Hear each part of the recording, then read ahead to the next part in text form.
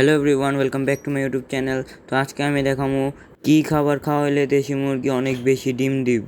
তোমরা অনেকেই দেশি মুরগি পালন করো, কিন্তু মুরগি ঠিক মতো ডিম দেয় না।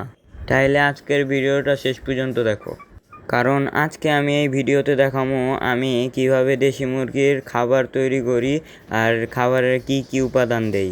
তাইলে ভিডিওটা শেষ পর্যন্ত দেখো, কারণ আমি ভিডিওর মাঝখানে কিছু অনেক গুরুত্বপূর্ণ কথা বলবো, যা না মানলে খাবার দিলেও মুরগি ঠিকঠাক মতো ডিম দিব না।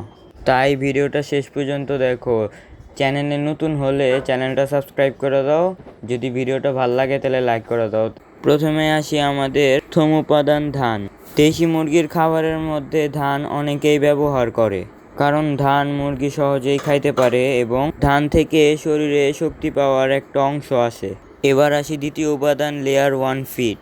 ডিম দেওয়া মুরগির জন্য বাজারে যে লেয়ার ফিড পাওয়া যায়, সেগুলো সাধারণত ডিম উৎপাদনকারী মুরগির পুষ্টির প্রয়োজন মাথায় রেখে তৈরি করা হয়। এবার আসি তৃতীয় নম্বর উপাদান, চালের খুদ।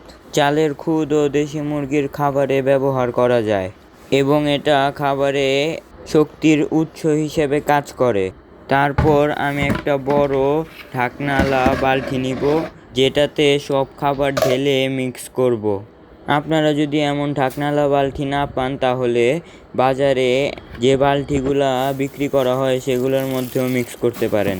তারপর আমি এটাতে 2 কেজির মতো ধান ঢেলে নেব।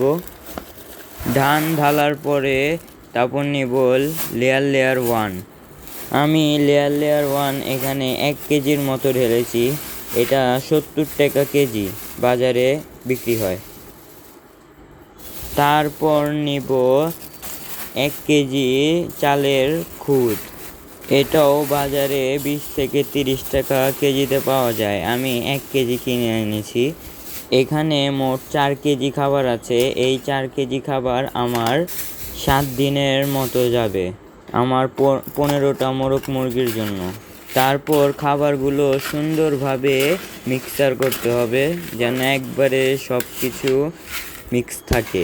শুধু ধান দিলে মুরগির শরীরে প্রয়োজনীয় সব পুষ্টি পাওয়া সম্ভব নয়, তাই ধান আমরা খাবারের অংশ হিসেবে রাখবো। আর ধান দেওয়ার সময় অবশ্যই খেয়াল রাখবো ধান যেন পরিষ্কার, শুকনা ও ছত্রাকযুক্ত না হয়। অনেক খামারি ধানের সাথে চালের খুদ মিশিয়ে মুরগিকে খাওয়ায়, কারণ মুরগি ডিম তৈরি করতে শরীর থেকে বিভিন্ন পুষ্টি ব্যবহার করে। তাই খাবারে শুধু পেট ভরার ব্যবস্থা করলে হবে না, খাবারটা পুষ্টিকর ও ভারসাম্যপূর্ণ হতে হবে। শুধু ধান আর চালের খুদ দিয়ে ডিম দেওয়া মুরগির পুষ্টির সম্পূর্ণ চাহিদা পূরণ হবে না।